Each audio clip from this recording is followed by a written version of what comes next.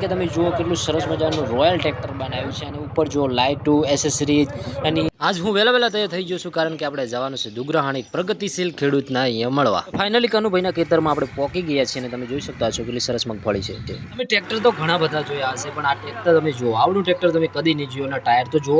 ત્યાં ઘડીક બેઠા અને ચા પોણી કરીને આપણે આવી ગયા છે શ્રી વગડ કૃપા નર્સરી દુગરાહાણમાં. અહીંયા તમને દરેક પ્રકારના રોપ મળી જશે તો વિઝિટ કરજો તમે.